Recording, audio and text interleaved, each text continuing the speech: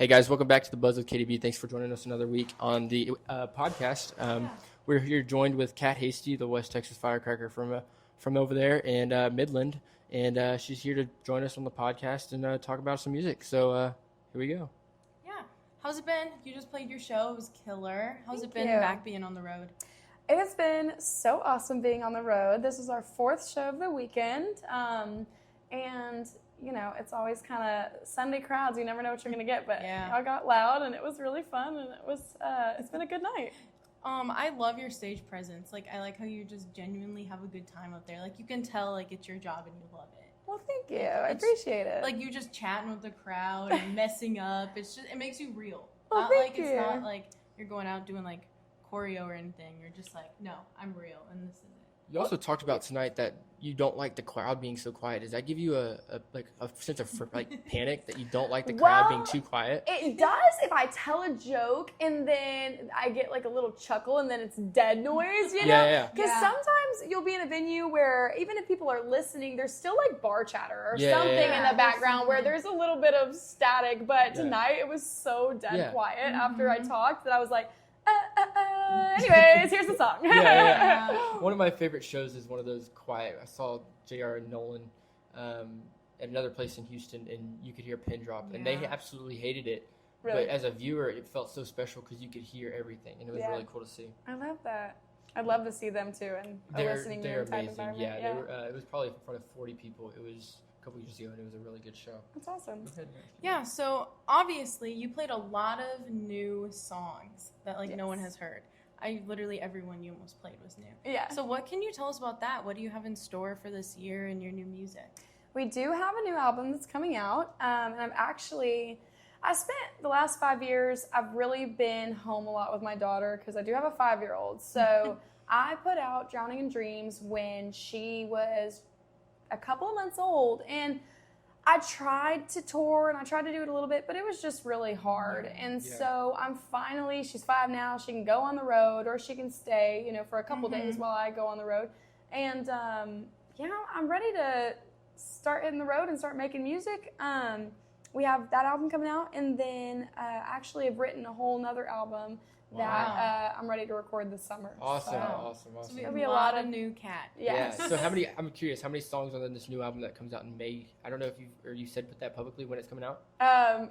No, we can cut it. We can bleep it. I have an album coming out in May. There's 10 songs on there. Awesome. And then you've already cut all those and they're ready to go. They're ready. Awesome. So you talked about earlier being a mom and being a country music artist on the road. How do you balance that lifestyle between, hey, I've got to work this day and hit the studio. Hey, I've got to write. Hey, I got to go to her school program. How do you balance all that? Well, I really wasn't able to, and that's why I kind of, when Pretty Things came out, I think a lot of people, the people directly around me expected me to kind of take off and do more, and I just wasn't able to do that, and I'm glad that I didn't do that too, because you can always be a country music singer, but you can't have the first 5 years of your entire life back, and so now, she loves people, she loves to travel, she loves it all, and so it's when we start really touring at the end of this year, she'll come with us. Awesome. And, that's awesome. One of my good friends will come with us, and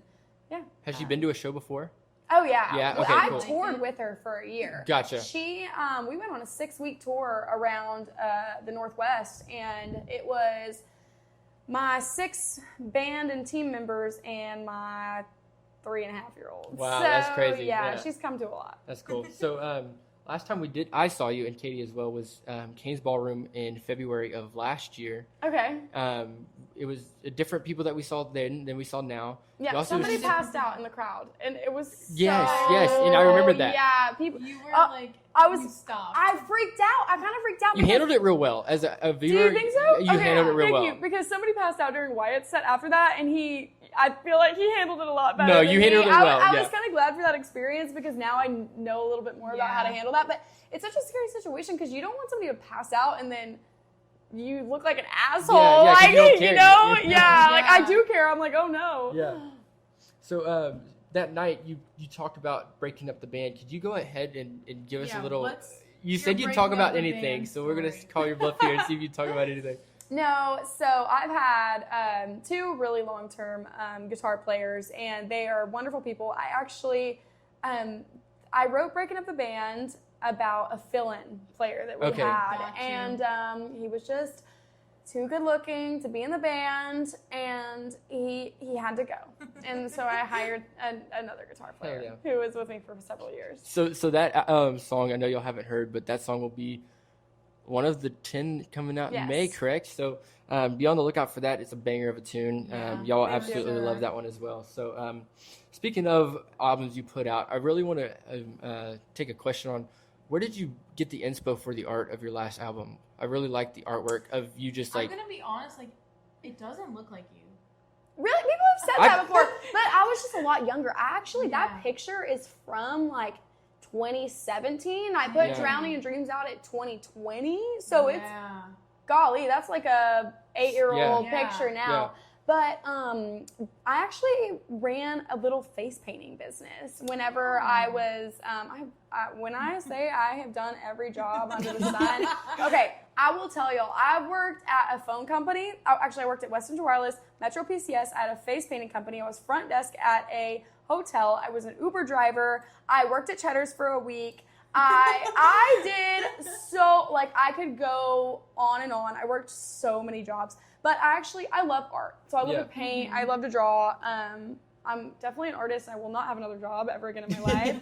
But I had drawn a whole painting across my chest, and then it had the tears were supposed to make the painting. Yeah. And I just wiped it out, and I took that picture. I actually took it on my Mac computer. Really? And Wow. and whenever I put out those songs, I did not think they were going to be successful. Yeah. We just recorded them. I mean, for free. Me and Shay Abshire recorded them, and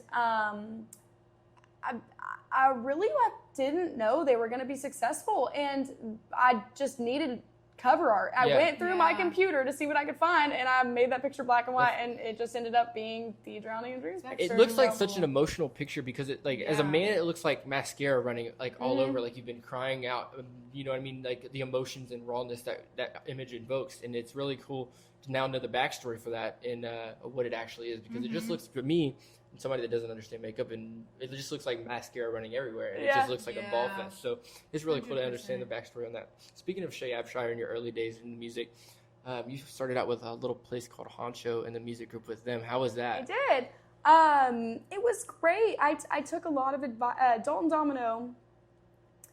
I'm actually trying to remember how we even got in contact. I think he just heard Pretty Things, and he does artist development, so Yeah. kind of helps artists demo their albums and find a band and Yeah. kind of just teach them how to be on the road, because Dalton Domino was on the road for so many Yeah. years. Yeah. And so it was great. That's how I met Jacob Stelly and Slade Coulter. And Let me see the tattoo. Are you showing us I'm the not tattoo? with Honcho anymore, but I still Hell have yeah. a snatching That's tattoo cool. with Hell all yeah. of them. We got after Blue Light one night. So Those yeah, are great guys over there for sure. They are. I really respect what Dalton's doing. It's Yeah. really cool Yeah. to be able to help the young generation of artists in Texas. So. Absolutely, and he's coming out with a new album later this year as well. Which Oh, I'm really? I Have didn't you even know heard about that. No. No. So, Oh my God. he That's teased some black and white photos on Instagram and relaunched his merch site. And he's like, "Hey, September, I think 16th." That's awesome. But yeah, so excited for him to Yeah. see where he's been in the last couple years. And I so- can't wait to hear it. yes. He did play I did a song swap with him in Steamboat, I guess, like last year, and he played some new stuff that was really good. So I hope it's on that album. So I'm you might have excited to hear it. reach out and see for sure. Yeah, he was. He teased that like a couple weeks ago, and I was like, Cool. holy shit, hell's frozen over, like it's Yeah. back, you know what I mean? It's pretty That's fucking awesome. cool to see. Also, all those people you mentioned that were with in Honcho, y'all are all coming out with y'all's debut or y'all's sophomore albums around this year. I don't know if you knew Slade just dropped his, Stelly's working on one, Parker's Yeah. dropping in March, April. It's about to be like y'all's year that it's crazy. Y'all are about Yeah. to take over, and I'm so excited to see people like that started here and now where they're going and about to be branching off and doing it more and more. It's crazy to see. So somebody was telling me earlier that they had heard Jacob Stelly's new album and that it was going to be really big, and so I'm excited for him. Parker gave us his on a CD, and really? we've been listening to it for about a month straight. That's and awesome. it's That's dope as so hell. exciting. So it's gonna be cool. Another old thing that you've done as well is belting Bronco. Where did you go up for that, and how was that experience?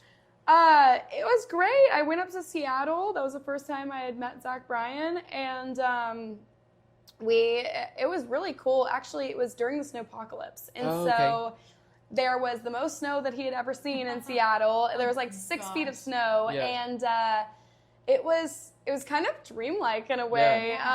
Seattle's beautiful, and the snow, and we drove around in the Bronco and shot it. That's and, cool. With just his friends and stuff. So Yeah. it was And cool. what made you choose the song you played on that night or that event? Well, Pretty Things got popular, but it was never really a favorite song of mine. Yeah. Definitely Highway Song and Wildflowers were the most important songs on that album to me. And it was just the one I wanted to showcase at the time. Yeah, So. awesome. How did that go about? Did he just like message you or? He did. Yeah. That's crazy. It was back in the Twitter Zach Bryan days. So he Katie DM'd me on Twitter. Katie had a bad experience on Twitter days. Okay. And so We're not- just a long story. But yeah, why don't we interview you, Katie? No, not today. So let's see here. You want to ask her about that? Yeah, so a while back you said you got rid of your phone and you got a flip phone. Okay, well, actually, I ordered this phone that said it was compatible with Verizon, and it's only compatible with AT&T. But guess what? I ordered my SIM card for AT&T, and I'm switching to a flip phone when I get home tomorrow. That is awesome. So I got actually, it's a really sick flip phone. It has Spotify, it has Maps, and it has Oh my gosh. Gmail on it, but it's still like a flip phone with, T9 That's texting. crazy. Yeah. Another thing is you're very fashion forward in how you dress. Oh, well, thank you. Like vintage and like your boots are beautiful snake. Thank They're you. awesome. Yes. What's your fashion inspo in the Western sphere? Like, what do you look to, and what is your biggest dress inspirations? Man, honestly, my biggest fashion inspirations are my friends. I have some friends that are in Austin that are just dressed really cool. You probably, if you follow me on Instagram, I'm always posting about Bluebonnet Vintage. Yeah, I've seen that. Her name's Tori. She's one of my friends, and kind of just the scene she's in is super cool. They're all into vintage fashion, and I guess just what I pick up from the thrift store. If I like it, I just buy it. Yeah. I feel like all y'all, like females like you, Maggie, and like Willow, like you guys all have like a good, cool vibe. Like you all just like, your wardrobes are just insane. Well, thank you. I want to go in their closet. Oh my gosh, I want to go in Willow's closet. I'm following Willow very intently right now. I think, I love Willow. Like, I'm a huge fan, and I really, really think she is going to be, like, mega. Not just, like, country star mega. Yeah. I think she's going to be, like, the next Lana Del Rey. Yeah. And then y'all three, like, there's more, of course, but y'all three specifically, y'all have been killing it, like, in the specific scene. And how do y'all feel like the branching outness of that help with your album that's coming out? And how do you think that grows? I actually just talked to some girls about this that were sitting downstairs. This next album, it's still pretty raw. It's very like Kat Hasty. It's very, there's a couple acoustic songs on it. It's kind of got some like honky tonk songs. But man, I love pop music. And I know that people are going to call me a sellout because I will be putting out pop music in the future. But like, I grew up on pop music. I love what Chapel Roan's doing right now. Me as well, yeah. He is I'm a big Chapel fan. Yeah. Like, it's not what I look like, but I'm a big Chapel fan, so I was about to ask. I think they're awesome. And I think one problem,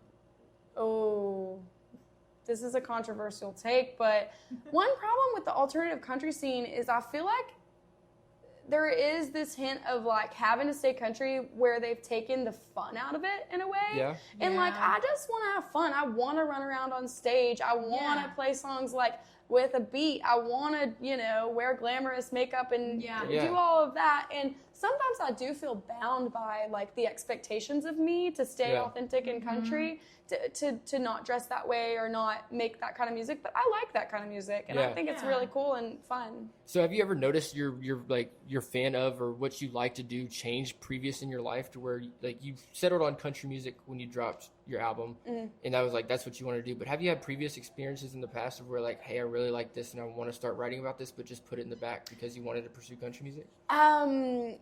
Well, yes. Well, really, so I actually, like I said, I have that album coming out in May, pretty dang country.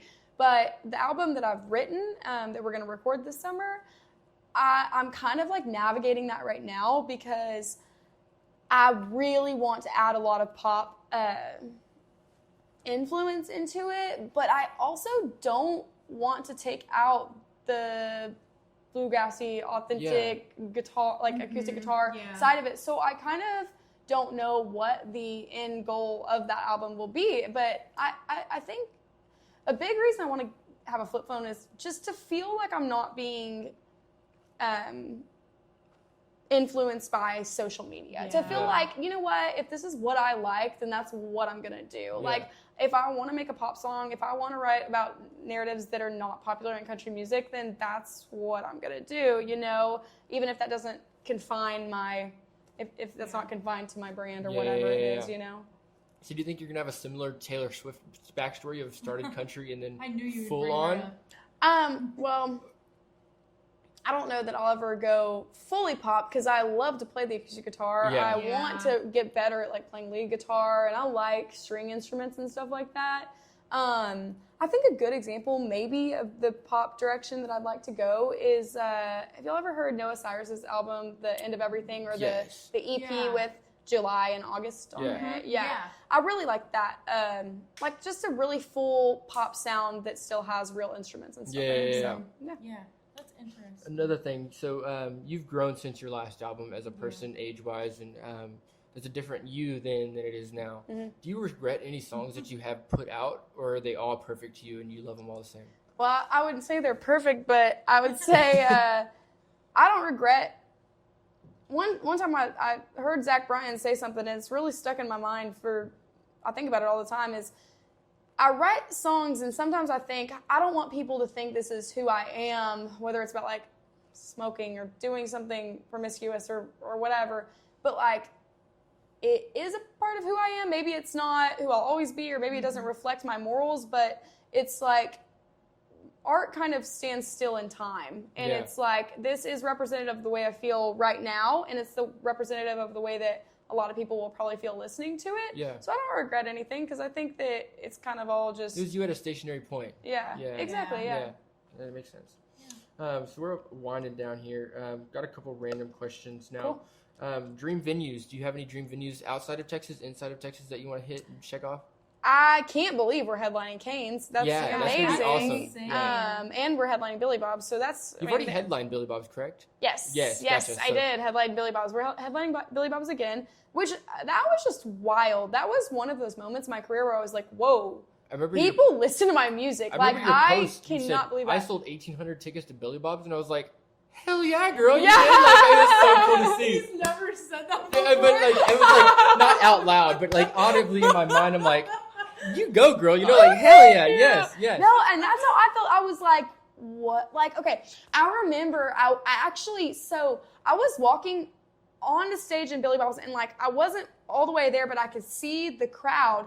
And I thought in my head, I didn't know the ticket count, and I was thinking we probably sold like 300, 400 tickets. And then Robert, the guy who gave me my check, he walked up to me right before I was on stage and told me how many tickets I had sold. And I didn't go on stage when they first went up, and I cried. No way. I walked off, and it makes me kind of want to cry right now because I was like, whoa. I'm playing at Billy Bob's, and I just sold that many tickets. Like, people are actually listening to my music and like came here for me. That's insane.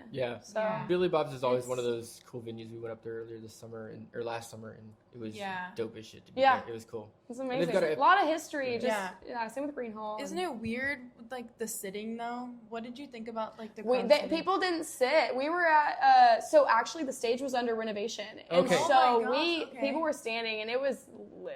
It was awesome. We went backstage at Billy Bob's and saw all the history that's back there. That was really. Did you write your name anywhere on the wall? No, I didn't. You gotta sell it out. Oh, really? Yeah. Gotcha. So what's cap at Billy Bob's? I think it's 6,000, right? Yeah. Remember? One day. Yeah, one Yeah, day. one Get your day. handprint. You might see her with the handprints on there this week or next time when she plays. Any dream collabs you have? Dream collabs? Male, female, anybody? Like, Yeah, like, I the actually girls need to do. one. Taylor Honeycutt does not even know this. We played in Mile Zero. I'm actually writing a song right now that I am writing, thinking she's gonna be on it. So I hope she says yes. I haven't even told her. Taylor, give her a DM back. Yeah, no. I would love Taylor Honeycutt. I mean, my dream collabs are like an album of the people I just love and like want to honor with my music. So like American Aquarium, Whiskey Myers, Taylor Honeycutt. Love to do like a 49 Winchester collab. I'd love to do something rock and roll with like the Dirty Roses. Yeah. Yeah, I have a list. I definitely want to do something with like Coda Canada. But I mean, these are all just dreams. We'll see. No, that's awesome to dream. Yeah. Another question: are you going to Cross Canadian Ragweed in April? Yeah. Are you going to the reunion? I wish. I don't have tickets to it, but I don't know. Maybe I might get a wild hair and ask somebody. What? I can get you tickets. I'm going there. What? I'm working there. What? Yeah. Where are you working? I'm shooting for Jason, who's playing the show. Opening. Yeah. All right, I'm awesome. going to the Cross Canadian Ragweed in April. We will see you We're there. going. So that's awesome. Another random one. When you're on the road, you do a lot of stuff in Texas. The one place to stop in Texas is Buc-ee's. What is your go-to Buc-ee's gas station snack, drink? What are you getting? Oh my God. Well, the only thing I really eat from gas stations, like my go-to is beef jerky and jalapeno chips.